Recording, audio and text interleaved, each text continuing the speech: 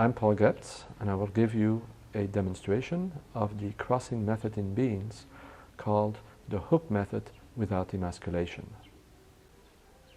The hook method is actually a method that increases the success rate of crosses. It does so in two ways.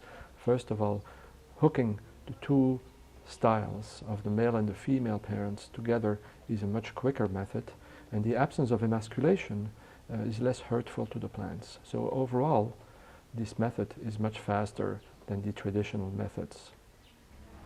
So before you start your crossing operations, make sure that you have the right equipment. First of all, you want to have a vial with ethanol to clean the tweezers and remove any traces of pollen from a previous pollination. You also want to have a magnifying lens, if necessary, to check for the presence or absence of pollen in the flowers or flower buds. You also want to have a pair of tweezers, and you have to choose the right model to fit your particular preferences. You want to have a piece of adhesive tape to close the buds at the end of the pollination. You want to have crossing tags where you can indicate which cross, which parents were involved in the cross, who was the pollinator, and the date of the pollination. And then finally, make sure that you also have a pencil, and a pencil is probably better than a pen. Before you start your crossing work, and in between any pollinations, make sure you treat your tweezers with alcohol to prevent any carryover of pollen from one cross to the other.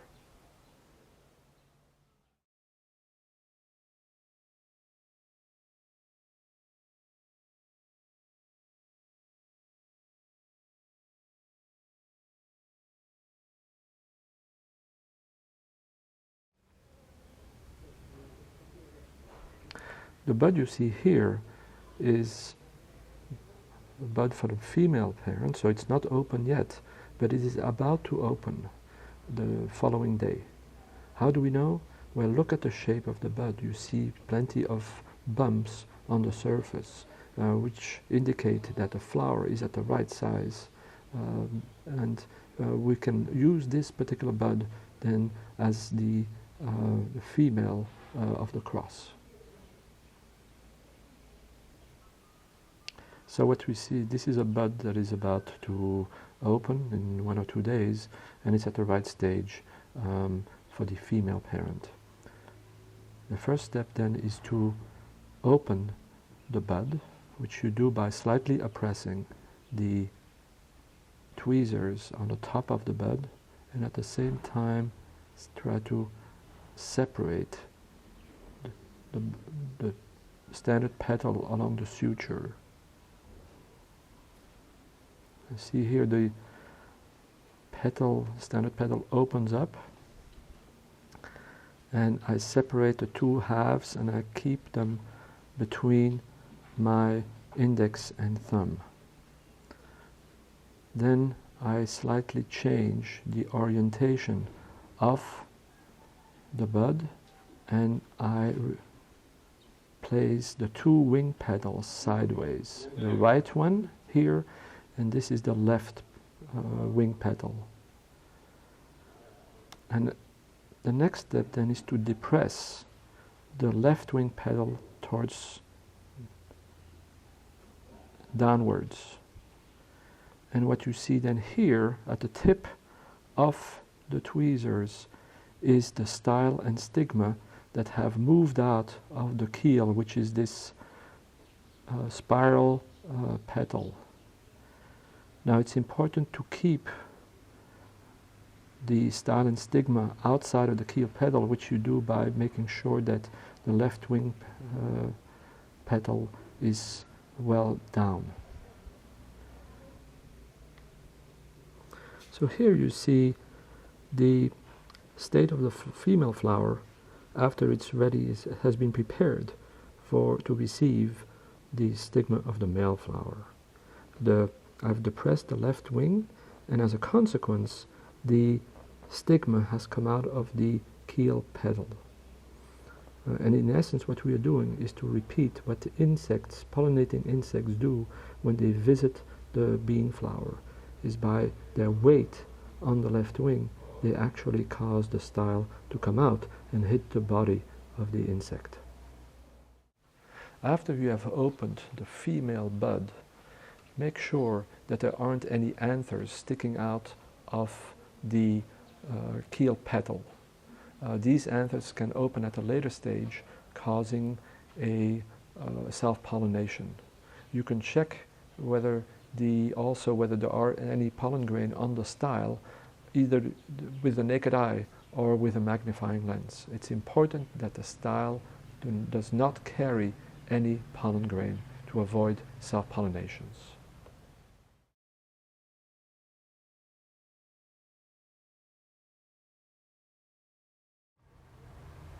So what you see here is a flower of the male parent. Unlike the female parent, here the flower is completely opened. It has opened this morning and will only be really fully operational for the beginning of the day.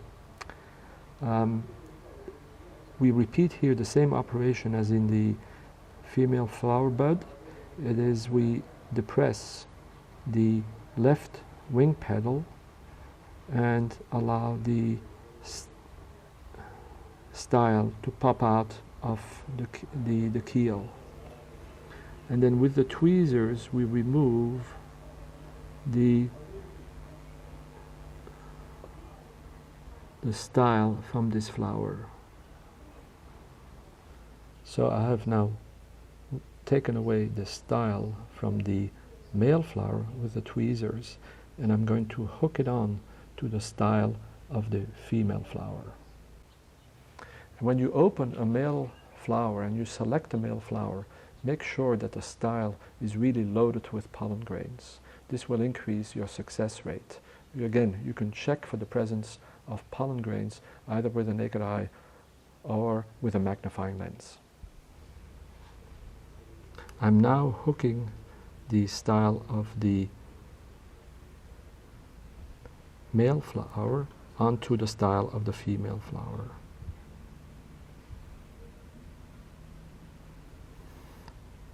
And this operation then prevents the style from the female flower to re-enter the keel.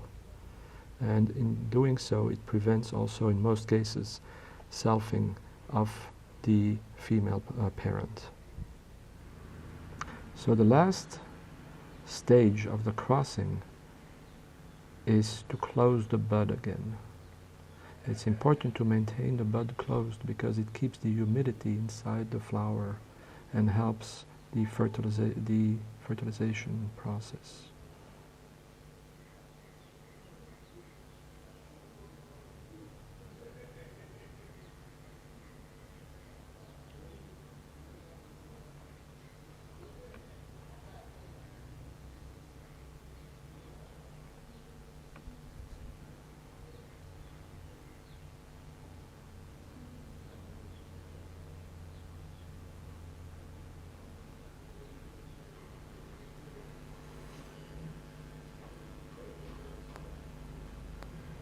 So you press the bud slightly, very gently, to close it. And eventually we'll keep it closed with a piece of tape on top of the standard petal.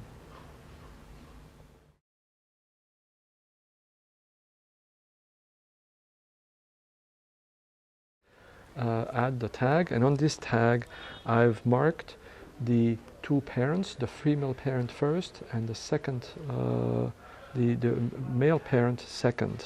I've also put my initials and the date of the pollination.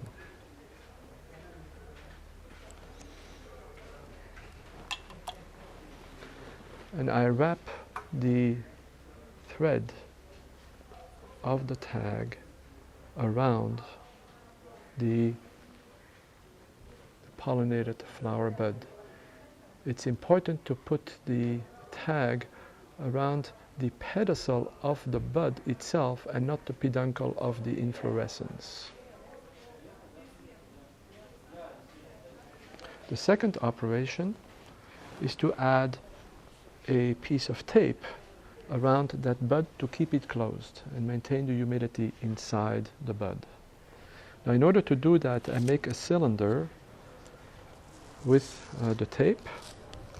I first take a piece of tape and I wrap it around my little finger. And with this cylinder, I can then place around the flower bud. You don't want to wrap it completely, just the tip of the bud to keep it closed. And after a few days, the pod will grow and the piece of tape will fall to the ground. Then the last operation is to remove the other bud on the inflorescence, which might be competing with the crust bud. And you can now leave the flower bud like it is and come back in 2 or 3 days to check its status and to check whether the cross has taken. So now, after we're finished with all this, you have to wait for a few days to make sure that your cross was successful. If it was not successful, the flower will drop, but if it is successful, the flower and the pod will then develop and eventually you can harvest the seed.